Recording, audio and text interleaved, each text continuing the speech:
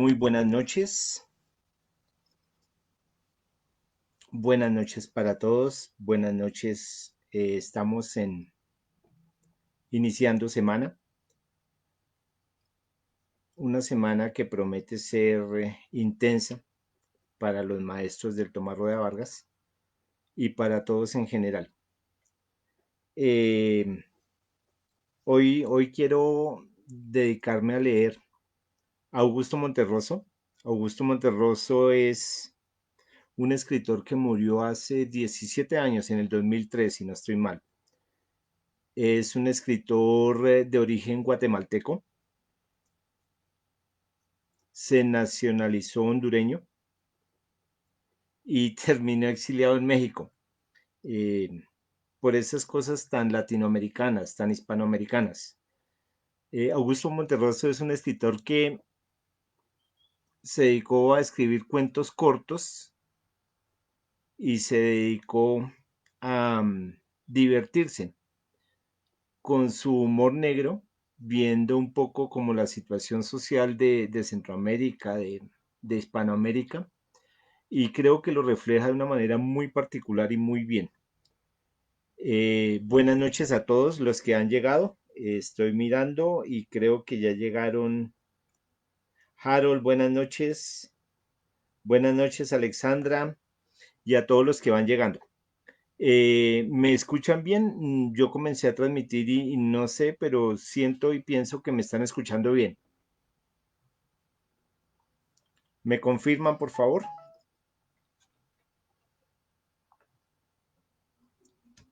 Listo.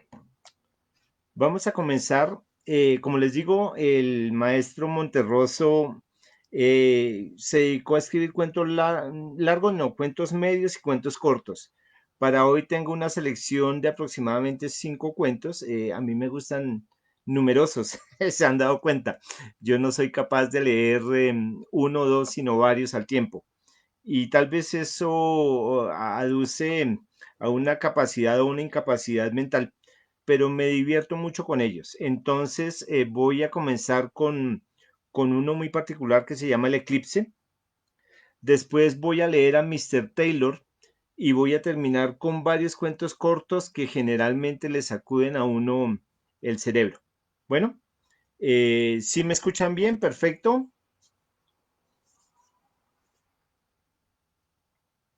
Espero que sí. Entonces arrancamos. Creo que les voy a colocar algo del maestro Lecuona. El maestro Lecuona es un pianista muy generoso y creo que es adecuado para estos cuentos. Bueno, comencemos con el primero. El eclipse. Cuando Fray Bartolomé Arrazola se sintió perdido, aceptó que ya nada podría salvarlo. La selva poderosa de Guatemala lo había apresado, implacable y definitiva. Ante su ignorancia topográfica, se sentó con tranquilidad a esperar la muerte. Quiso morir allí, sin ninguna esperanza, aislado con el pensamiento fijo en la España distante, particularmente en el convento de los Abrojos, donde Carlos V condescendiera una vez bajar de su eminencia para decirle que confiaba en el celo religioso de su labor redentora.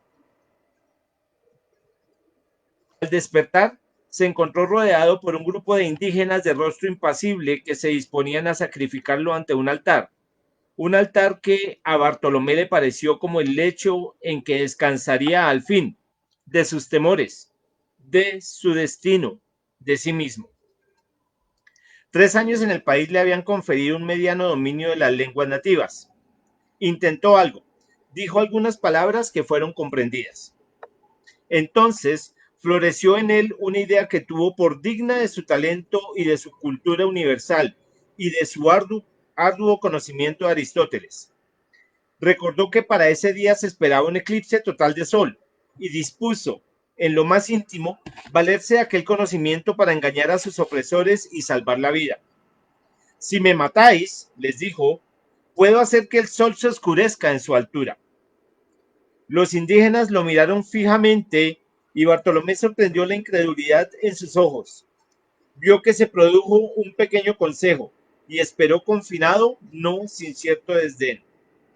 2 horas después, el corazón de Fray Bartolomé Arrazola chorreaba su sangre vehementemente sobre la piedra de los sacrificios, brillante bajo la luz opaca de un sol eclipsado, mientras uno de los indígenas recitaba sin ninguna inflexión de voz, sin prisa, una por una, las infinitas fechas en que se producirían eclipses solares y lunares, que los astrónomos de la comunidad maya habían previsto y anotado en sus códices, sin la valiosa ayuda de Aristóteles.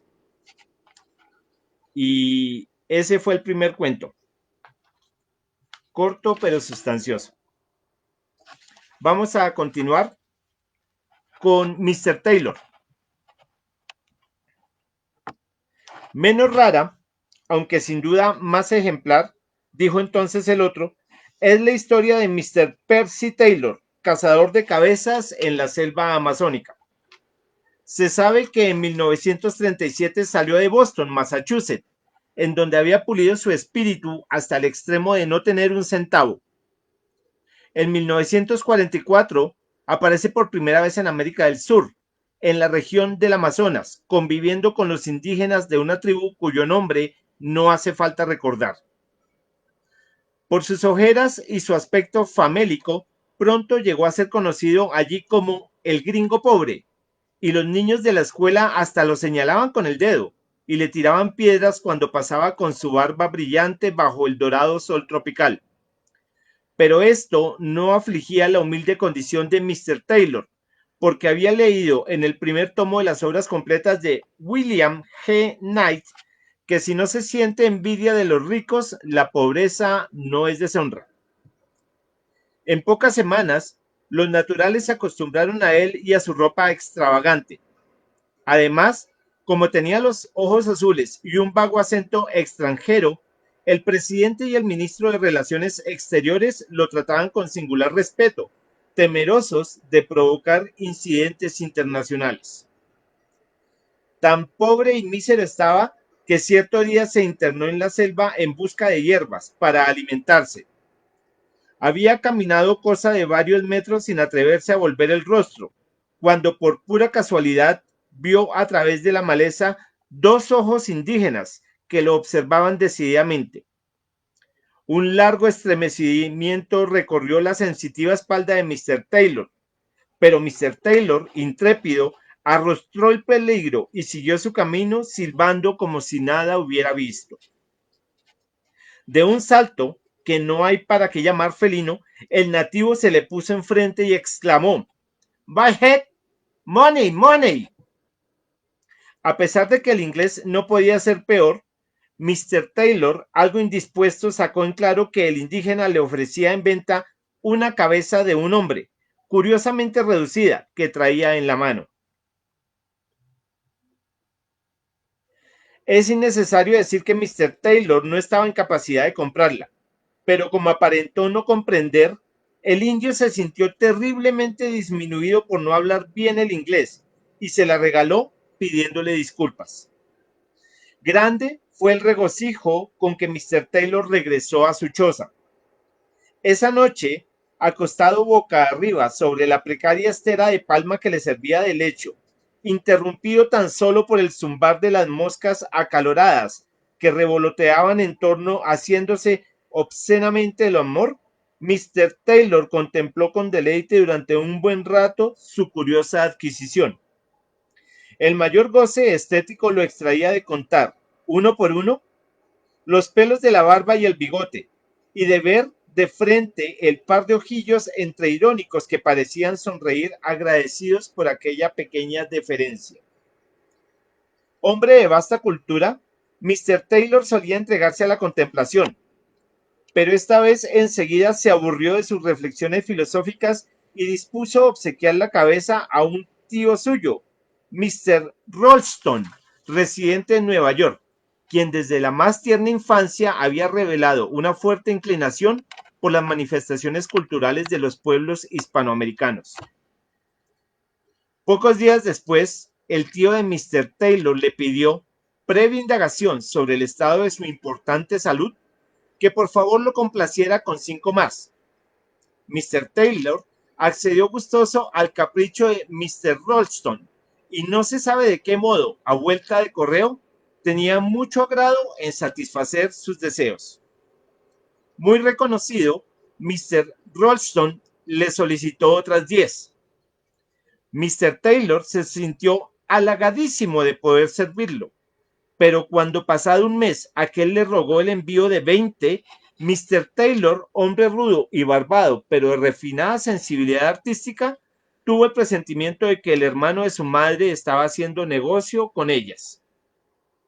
Bueno, si lo quieren saber, así era. Con toda franqueza, Mr. Ralston se lo dio a entender en una inspirada carta, cuyos términos resueltamente comerciales hicieron vibrar como nunca las cuerdas del sensible espíritu de Mr. Taylor.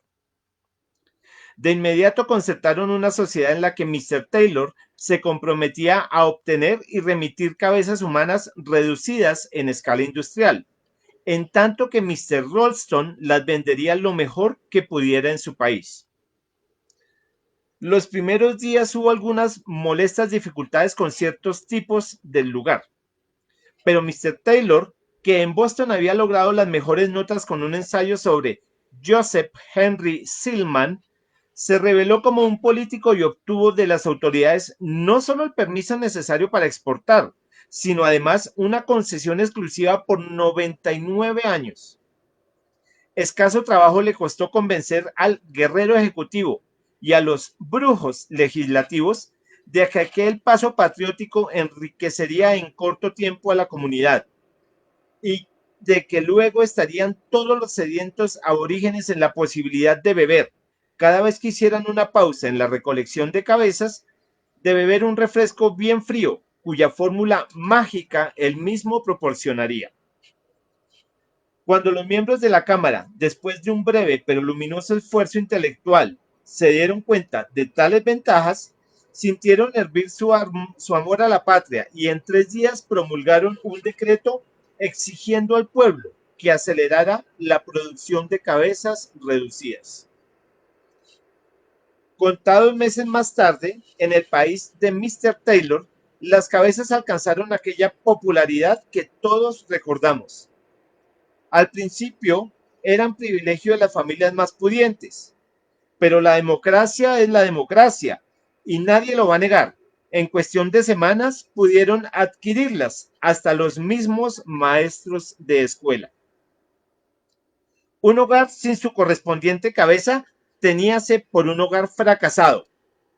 Pronto vinieron los coleccionistas y con ellos las contradicciones.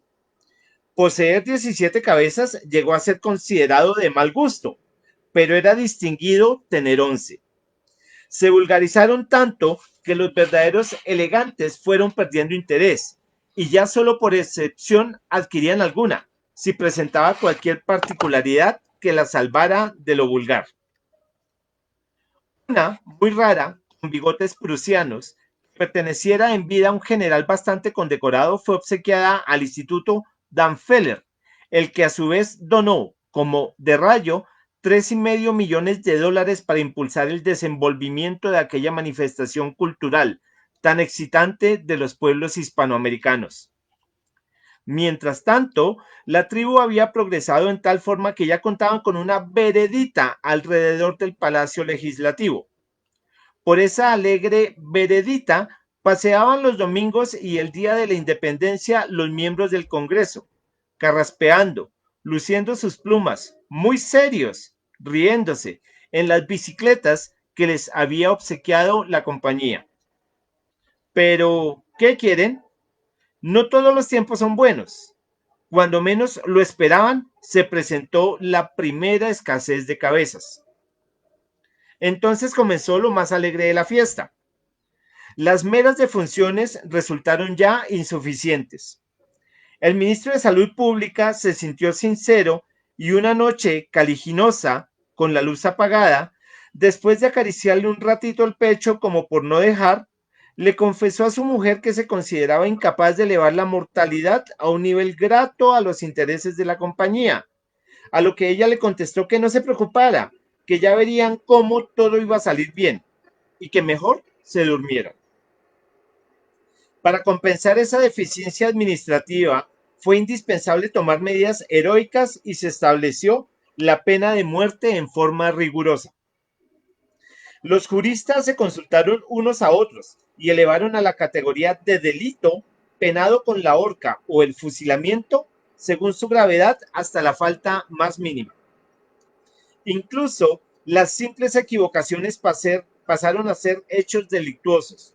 Ejemplo, si en una conversación banal alguien por puro descuido decía hace mucho calor y posteriormente podía comprobársele termómetro en mano que en realidad el calor no era para tanto, se le cobraba un pequeño impuesto y era pasado ahí mismo por las armas, correspondiéndole la cabeza a la compañía y justo es decirlo, el tronco y las extremidades a los dolientes.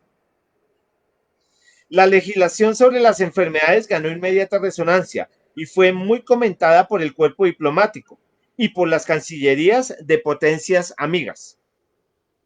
De acuerdo con esa memorable legislación, a los enfermos graves se les concedían 24 horas para poner en orden todos sus papeles y morirse.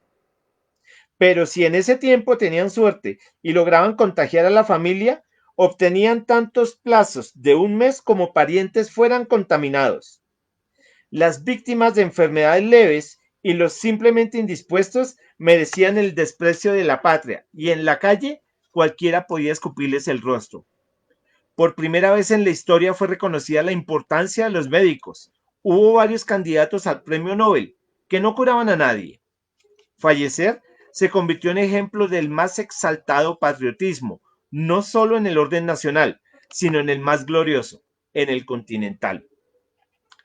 Con el empuje que alcanzaron otras industrias subsidiarias, la de ataúdes en primer término, que floreció con la asistencia técnica de la compañía, el país entró, como se dice, en un periodo de gran auge económico. Este impulso fue particularmente comprobable en una nueva veredita florida por la que paseaban, envueltas en la melancolía de las doradas tardes de otoño, las señoras de los diputados, cuyas lindas cabecitas decían que sí, a todo que estaba bien, cuando algún periodista solícito desde el otro lado las saludaba sonriente, sacándose el sombrero. Al margen, recordaré que uno de estos periodistas, quien en cierta ocasión emitió un lluvioso estornudo que no pudo justificar, fue acusado de extremista y llevado al paredón de fusilamiento. Solo después de su abnegado fin, los académicos de la lengua reconocieron que ese periodista era una de las más grandes cabezas del país, pero que una vez reducida quedó tan bien que ni siquiera se notaba la diferencia. ¿Y Mr. Taylor? Para este tiempo ya había sido designado consejero particular del presidente constitucional. Ahora, y como ejemplo de lo que puede el esfuerzo individual, contaba los miles por miles. Mas esto no le quitaba el sueño, porque había leído en el último tomo de las obras completas de William G. Knight que ser millonario no deshonra, sino se desprecia a los pobres. Creo que con esta será la segunda vez que diga que no todos los tiempos son buenos. Dada la prosperidad del negocio, llegó un momento en que del vecindario solo iban quedando ya las autoridades y sus señoras, y los periodistas y sus señoras. Sin mucho esfuerzo, el cerebro de Mr. Taylor discurrió que el único remedio posible era fomentar la guerra con las tribus vecinas. ¿Por qué no? El progreso. Con la ayuda de unos cañoncitos, la primera tribu fue limpiamente descabezada en escasos 3 meses. Mr. Taylor saboreó la gloria de extender sus dominios. Luego vino la segunda, después la tercera y la cuarta y la quinta. El progreso se extendió con tanta rapidez que llegó la hora en que, por más esfuerzos que realizaron los técnicos, no fue posible encontrar tribus vecinas a quienes hacer la guerra. Fue el principio del fin. Las vereditas empezaron a languidecer. Solo de vez en cuando se veía transitar por ellas a alguna señora, a algún poeta laureado con su libro debajo del brazo. La maleza de nuevo se apoderó de las dos, haciendo difícil y espinoso el delicado paso de las damas. Con las cabezas escasearon las bicicletas y casi desaparecieron del todo los alegres saludos optimistas. El fabricante de ataúdes estaba más triste y fúnebre que nunca, y todo sentía como si acabaran de recordar de un grato sueño, de ese sueño formidable en que tú te encuentras una bolsa repleta de monedas de oro y la pones debajo de la almohada y sigues durmiendo, y al día siguiente, muy temprano, al despertar, la buscas y te hallas con el vacío. Sin embargo, penosamente, el negocio seguía sosteniéndose, pero ya se dormía con dificultad por el temor a amanecer exportado. En la patria de Mr. Taylor, por supuesto, la demanda era cada vez mayor. Diariamente aparecían nuevos inventos, pero en el fondo nadie creía en ellos y todos exigían las cabecitas hispanoamericanas. Fue para la última crisis, Mr. Ralston desesperado pedía y pedía más cabezas. A pesar de que las acciones de la compañía sufrieron un brusco descenso, Mr. Ralston estaba convencido de que su sobrino haría algo que lo sacara de aquella situación. Los embarques, antes diarios, disminuyeron a uno por mes, ya con cualquier cosa, con cabezas de niño, de señoras, de diputados. De repente cesaron del todo. Un viernes áspero y gris, de vuelta de la bolsa, aturdido aún por la gritería y por el lamentable espectáculo de pánico que daban sus amigos, Mr. Ralston se decidió a saltar por la ventana, en vez de usar el revólver, cuyo ruido lo hubiera llenado de terror, cuando al abrir un paquete del correo se encontró con la cabecita de Mr. Taylor, que le sonreía desde lejos, desde el fiero Amazonas, con una sonrisa falsa de niño que parecía decir, perdón, perdón, no lo vuelvo a hacer. Y este fue el segundo cuento. Eh, Espero que hayan captado el sentido contemporáneo de la narración. Mm, para continuar esta noche, voy a leerles Diógenes también. Este cuento, esta narrativa, es muy particular porque va saltando de persona en persona. A pesar de que lo hace en primera persona, termina siendo él mismo su propio protagonista y su propio progenitor. Espero que lo entiendan a medida que lo vaya leyendo. Diógenes también. En cuanto a tiempo, en cuanto a distancia, lo que se dice el hecho material de transportarse de un lugar a otro en el espacio era ciertamente muy fácil para P, como lo llamaba el director de la escuela cuando fuertes nudillos, bigote tembloroso lo reprendía, hasta llegar a su casa. Y sin embargo, tan difícil. Y no, no es que fuera débil o enfermo. Aparte de una imperceptible y poco molesta deformación craneana, era un niño como todos los demás. Era el ambiente de su casa lo que le disgustaba. El aspecto no diré sombrío, pero tampoco agradable de las dos habitaciones. Su oscuridad y el fino polvo que lo invadía todo, hasta su nariz, haciéndole consciente la respiración, y algún mal olor indefinible, constante que flotaba por todos los rincones. Todo esto acompañando a la monótona insistencia de su madre. Debes estudiar tus lecciones, debes estudiar, debes. Eran motivos suficientes para convertir en difícil y odiosa la simple tarea del regreso. Notaba en cambio el alborozo, el contento de sus compañeros, 8, 9, 11 años, cuando llegaba el momento en que todavía el sol bien alto abandonaba el viejo caserón de aulas estrechas y llenas de maestros, ahora tan distantes, tan irreales, cuyos nombres olvidaba o ha olvidado tan fácilmente como la precisa ubicación de mares de colores y ríos imposibles. Mi casa, creo ya lo dije, quedaba a unas pocas cuadras, tal vez 4 y unos pasos más de la escuela, tal vez 5. No lo puedo decir con certeza, pues es inútil que trate de recordar alguna vez en que haya hecho el recorrido directamente. Solía yo entonces, lo acostumbraba, lo necesitaba, como se desprende de los primeros párrafos de este relato, hacer un gran rodeo antes de llegar a casa. Al salir de clases me iba por lo general a los mercados, donde me extasiaba viendo las frutas amarillas y rojas y oyendo y aprendiendo las bárbaras expresiones de las verduleras, o a los barrancos, en los que se escuchaban extraños y misteriosos ruidos justo a la hora en que el sol se pone, o a veces a las iglesias en las que habitaban santos, algunos mutilados. Nunca supe si así fueron en vida o si su manquedad se debía a efectos del tiempo en el material de que estaban construidos, y santas que me inspiraban un natural terror que todavía siento. Tenía como medida de tiempo esperar a que el sol se ocultara por completo antes de acercarme a mi casa. La puerta estaba siempre abierta. Mi madre la abría desde temprano, quizá no la cerraba nunca, para que yo no interrumpiera con mi llamado su labor de crochet.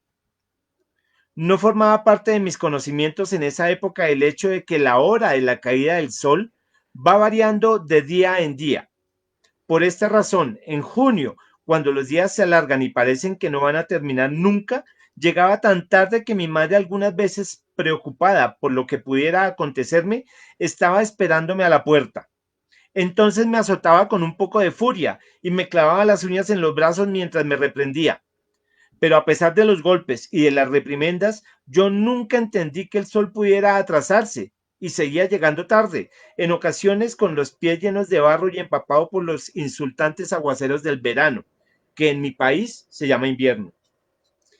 Fue durante unas vacaciones, ansiadas todo el año, pronto insoportables, cuando tuve conciencia cabal de que en mi casa no marchaban las cosas bien. Mi padre estaba ausente.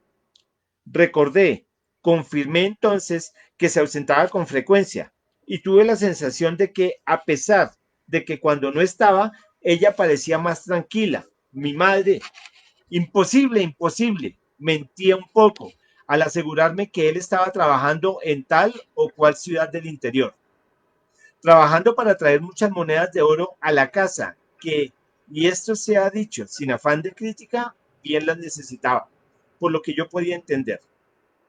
Yo preguntaba entonces que cuándo iba a hacer eso, y ella callaba, o hablaba de otra cosa, o me mandaba a estudiar, o me regañaba, con la evidente intención de desviar el curso de mis pensamientos por algo que yo había hecho o deshecho mucho tiempo atrás. Estoy seguro de que no debería decir esto. Ciertamente mi padre era un pícaro, lo que se llama un verdadero pícaro. Sentía el orgullo de serlo y gozaba tratando de aumentar su mala fama, que por lo demás nadie le regateaba ya entre el vecindario. Creo que ningún otro niño, excepto mi hijo, ha tenido un padre como el mío. ¿Se podría llamar padre lo que yo tuve? Él mismo, durante mucho tiempo, trató de que la idea de que yo era su hijo no se afirmara en mi cabeza. Aún puedo ver, sentir con claridad esta escena repetida muchas veces en la misma forma. Llegaba por las noches cuando ya todo el mundo dormía en la vieja casa de la vecindad, completamente borracho, llenando toda la habitación con su respirar fuerte y fatigado de un abominable olor a vino devuelto. Cierro los ojos y puedo verlo caminar haciendo el menor ruido posible, como un fantasma, con el dedo índice puesto sobre los labios para indicar silencio, mientras se tambaleaba de un lado para otro sin perder jamás por completo el equilibrio. Un extraño que lo viera entonces pensaría que se trataba de un borracho hasta cierto punto considerado y sobre todo respetuoso del sueño ajeno. Pero su silencio y sus ademanes no respondían por desgracia a cualidades tan recomendables en un bebedor. Encerraba más bien un sentido diabólico. No tenía más objeto que el de sorprender la presencia de un amante ilusorio en el cuarto de mi madre. Era su obsesión por aquel tiempo. Más tarde he comprobado que no era esta la única. En cierta ocasión, entre muchas, algún tiempo antes, había abandonado por completo nuestra casa seguro de que todos nosotros, mi madre, yo, el perro, tratábamos de asesinarlo mientras estuviera dormido, aunque después he pensado que mi madre debió haberlo hecho. Tal sospecha era absurda e infundada, pues ella lo amaba. Cuando terminaba por convencerse, él lo creía así, de que había sido burlado una vez más y de que el amante era más astuto o menos trasnochador que él, se llegaba hasta el catre en que yo dormía y me tomaba en sus brazos sacudiéndome con furia, haciéndome daño con su aliento y con sus suaves manos de holgazán. Yo prorrumpía entonces en interminables chillidos capaces de despertar a la ciudad entera. Pero él no quedaba contento hasta que me golpeaba a su gusto durante un largo rato gritando, no eres hijo mío, no eres hijo mío, como si quisiera convencer a todos los vecinos y convencerme a mí, un niño de 6 años, de que era hijo no de una madre como todos los niños, sino de una, la palabra la atendí más tarde, de una puta. Mamá terminaba siempre por ir en mi rescate, apartándome de aquella voz y de aquel aliento alcohólico, lo que yo le agradecía desde el fondo de mi corazón.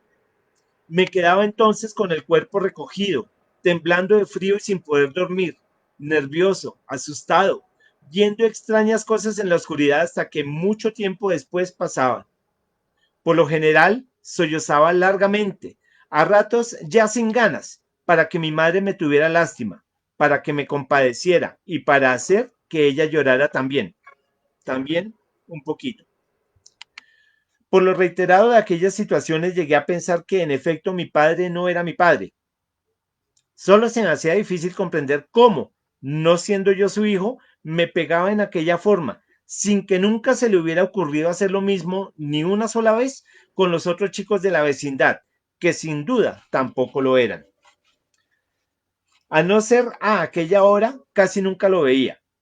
Acostumbraba a levantarse muy tarde, cuando yo ya estaba en la escuela cayéndome del sueño y sin comprender las operaciones de aritmética que el maestro, sin duda seguro también de que nosotros no éramos hijos suyos, trataba de meternos en la cabeza, a fuerza de golpes y coscorrones. Hoy me maravillo de haber aguantado tanto y de poder repetir, aunque con titubeos y con cierto temblor que no puedo dominar, las tablas de multiplicación.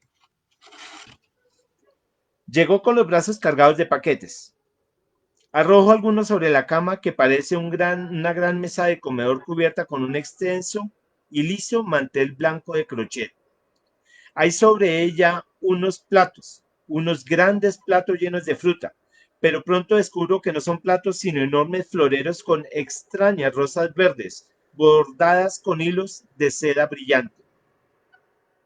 Me quito el sombrero, lo tiro, y va a caer justamente en la cabeza del perro, que se lo sacude gruñendo. Me fijo en los ojos del perro. Tienen un raro fulgor.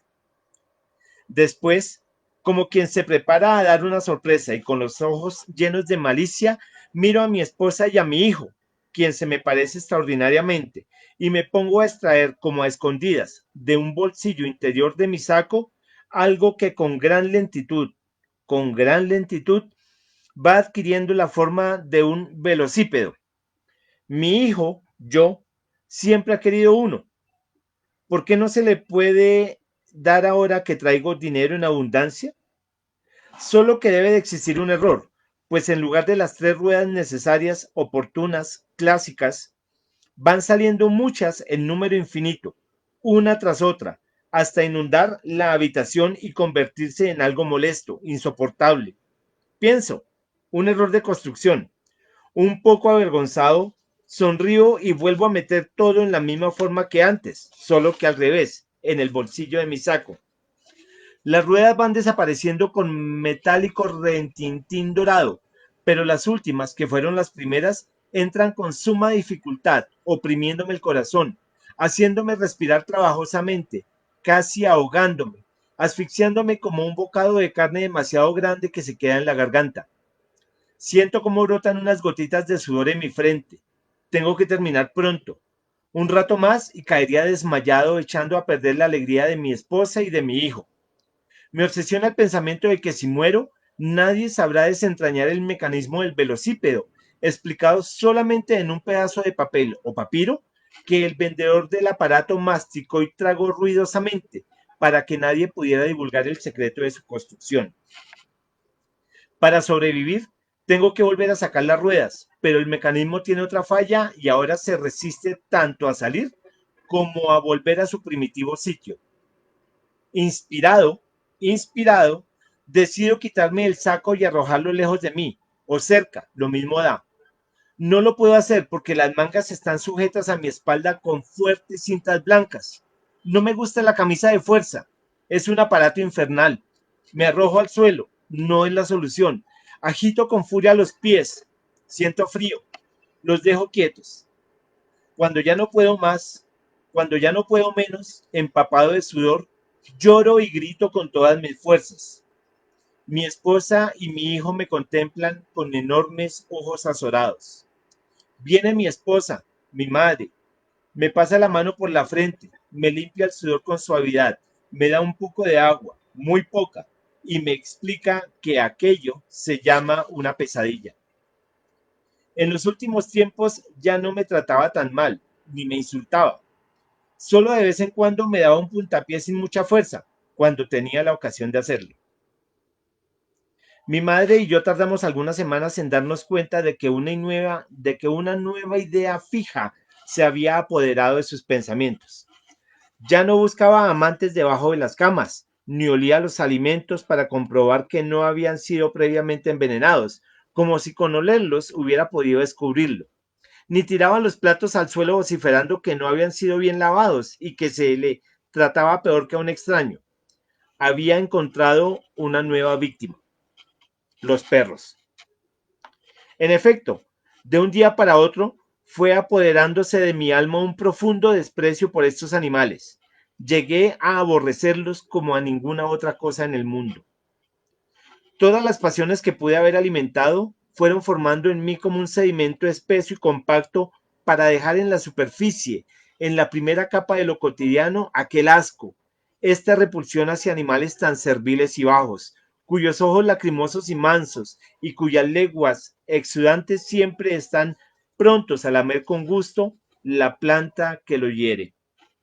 Mi primera víctima, y cuántas más no han caído, fue nuestro propio perro, cuyo propio, demasiado denigrante, demasiado perruno, no quiero declarar aquí. Ahora que lo pienso bien, creo que su nombre tuvo principalísima parte en este desenlace. Quizás si se hubiera llamado de otro modo yo no habría reparado en él. El nombre de un perro es tan importante como el perro mismo. Un hombre, una mujer pueden, si se les da la gana y por motivos al cual es más extraño y pintoresco, buscarse otro apelativo. Esto es cuestión de gustos y con 3 publicaciones del registro civil y en los diarios de menor circulación queda todo arreglado. Pero un perro tiene que sufrir su nombre de por vida, a menos que tome la decisión de lanzarse a la calle y convertirse en un perro vagabundo, huesoso, innominado. Mas esta es una vida dura y triste, y es evidente que son pocos los que se resignan a que los echen de los restaurantes y de los mingitorios de las cantinas con el genérico de perro, perro, cuando no con un mal golpe en el vientre. Recordaba yo que el viejo filósofo lo escogió como lo más bajo y despreciable que pudiera darse, Can, y me complacía en admirarlo por haber dado a imitarlo para que los hombres lo despreciaran tanto como él despreciaba a los hombres. Llegué a leer en un libro. Estando en una cena, hubo algunos que le arrojaron los huesos como a perro, y él acercándose a los tales se les meó encima, como hacen los perros. Odié también al viejo cínico, tan cándido. A veces tiene uno que decir cosas monstruosas. Esto que voy a decir es un poco monstruoso.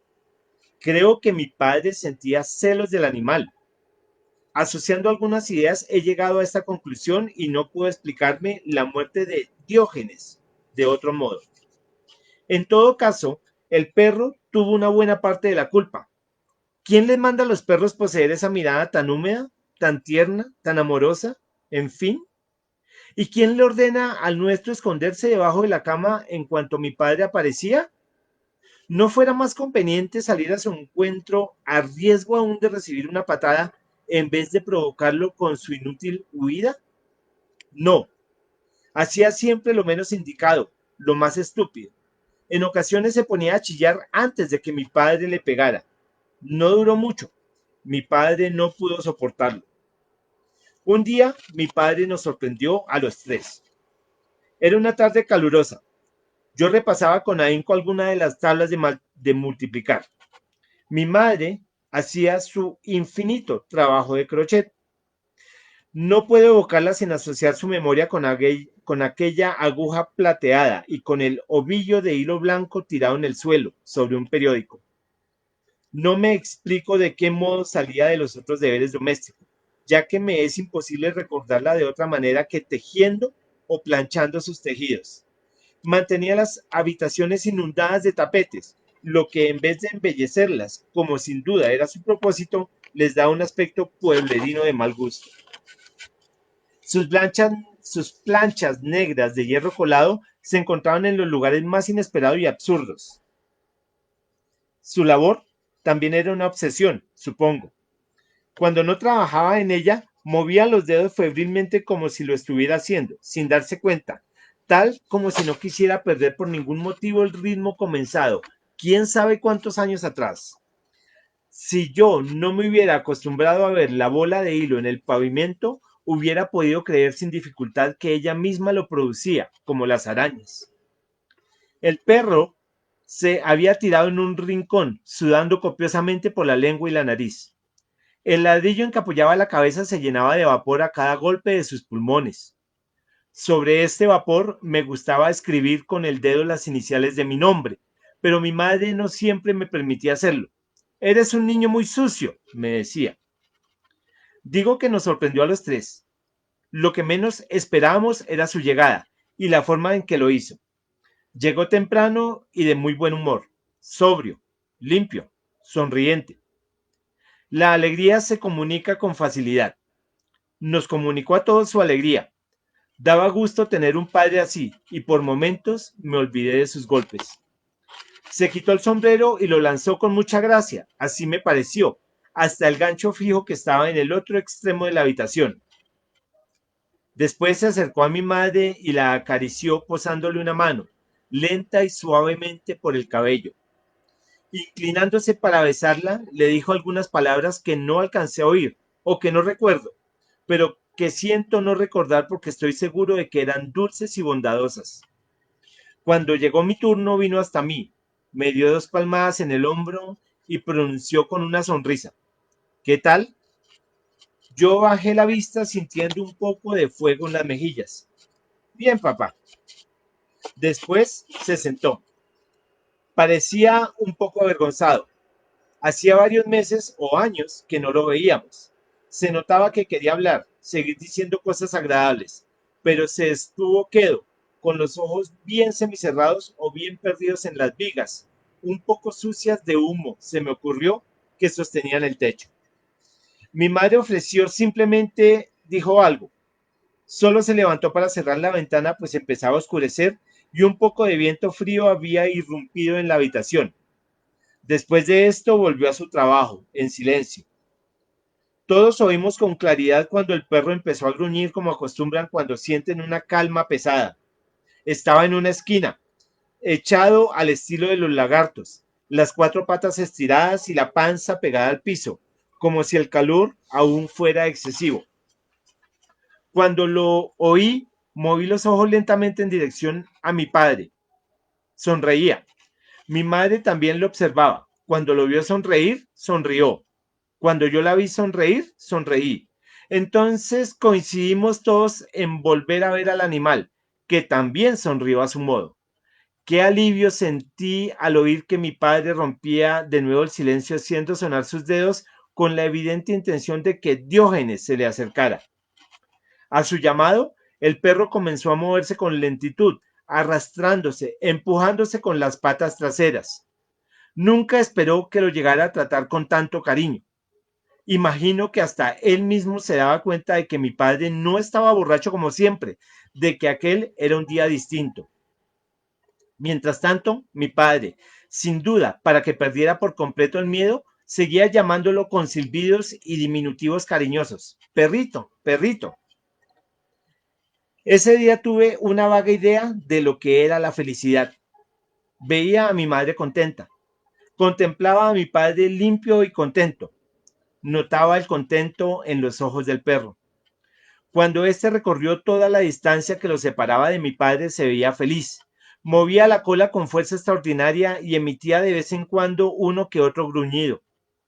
Por un momento, quizá exagerando su papel, se dio vuelta y quedó con las patas para arriba, como queriendo demostrar todo su gozo, pero pronto volvió a su posición normal, tal vez un poco avergonzado. Mi padre lo acarició con un pie. No tuvo él parte de culpa sin que esto sea estar, Dios sabe bien que no, en su contra. Hoy está muerto y yo debería respetar su memoria. Pero, ¿cómo conociendo a mi padre hizo lo que hizo? No lo afirmo, mas es posible que su único deseo haya sido el de compartir su alegría. El caso es que en cierto momento volvió su cabeza hacia mí. Cuando se cansó de mirarme, o cuando yo dejé de hacer caso, volvió sus ojos estúpidos hacia mi madre, y así estuvo un rato, con la lengua colgando, en espera de alguna palabra. Entonces fue cuando la expresión de mi padre cambió. Alargó con mucha calma su brazo derecho hacia la mesa que estaba a su lado. Tomó una de las planchas de mi madre y la dejó caer como un rayo sobre la cabeza del animal. Este no tuvo la más pequeña oportunidad de defensa. Ni siquiera se movió del lugar en que estaba. Tampoco lo hizo mi madre, ni yo. No era necesario. Bueno, ya pueden imaginar esos minutos. Cuando la cola dejó de moverse, cuando mi padre se convenció de que estaba bien muerto, se levantó sencillamente, tomó su sombrero y se fue. Desde entonces no lo hemos vuelto a ver. Tal vez en realidad mi marido no era tan malvado. Me inclino más bien a pensar que estaba un tanto enfermo, aunque fuera un poco, como él mismo diría. Su internamiento en un sanatorio, en el que después de infatigable búsqueda lo encontré, es una pequeña de las innumerables pruebas en que me fundo para afirmarlo. Hoy es como un niño, obstinado en la creencia de que su padre lo tortura a causa de algún imaginario delito cometido por su madre antes de que él naciera. Cuando esta idea desaparezca de su mente, sanará. Yo por mi parte digo esto, uno no está libre nunca de calumnia, y esta puede venir de donde menos se sospecha, hasta de los propios hijos. Espero que nadie dé créditos, porque hay personas dispuestas a creer cualquier cosa, hasta la más visible mentira, a toda esta insensata patraña urdida con la pérfida intención de perjudicarme. Es fácil notar, y sería un insulto dudar de que todos lo advirtieron, que mi hijo empieza a mentir desde el principio, cuando se describe a sí mismo, a sabiendas de que miente, como víctima de una imperceptible y poca molesta deformación craneana. La verdad es que su cabeza es monstruosa. Yo no tengo la culpa. Nació así. Ya desde el primer momento nos dimos cuenta, cuando su alumbramiento fue tan difícil. Es inocentemente falso que asistiera a la escuela. Aprendió a leer y a escribir en casa. Soy agente viajero. Esto lo puede abonar la firma Rosenbaum y compañía, de quien estoy en capacidad de mostrar hermosas cartas que, sin que yo lo merezca, me favorecen. Mi esposa murió hace mucho tiempo. Mi hijo no la conoció. Se crió en brazos de su madre. Y en cuanto a perros se refiere, estoy seguro, puedo certificarlo, de que nunca, excepción hecha de Diógenes, he matado a ningún otro. Tuve que hacerlo. Ningún perro está libre de rabia. ¿Por qué él iba a ser una excepción? En cualquier momento podía atacarlo esta enfermedad que, como todos saben, se multiplica en progresión geométrica, con tal eficacia que en poco tiempo termina con poblaciones enteras. Si esta inmoderada dolencia lo hubiera atacado algún día, no puedo ni siquiera pensar qué habría sido de nosotros. Las consecuencias serían incalculables. Y esta fue la historia, fueron las historias de hoy, de Augusto Monterroso, autor que de una manera muy particular retrata una realidad vivida por él, vivida por muchos pueblos en Hispanoamérica y que de alguna manera nos retratan a todos hoy en día. Les agradezco por habernos acompañado esta noche. Gracias a todos. Veo a Harold, veo a Mónica, veo a Luz Ángela, veo a Karen y muchos más. Les agradezco su tiempo, su paciencia y espero que tengamos una muy feliz noche, alumbrada por Diógenes, o tal vez con Diógenes, pero sin lámpara que nos alumbre. Para todos, muchas gracias, una muy feliz noche, una muy buena semana y bendiciones mil. Gracias.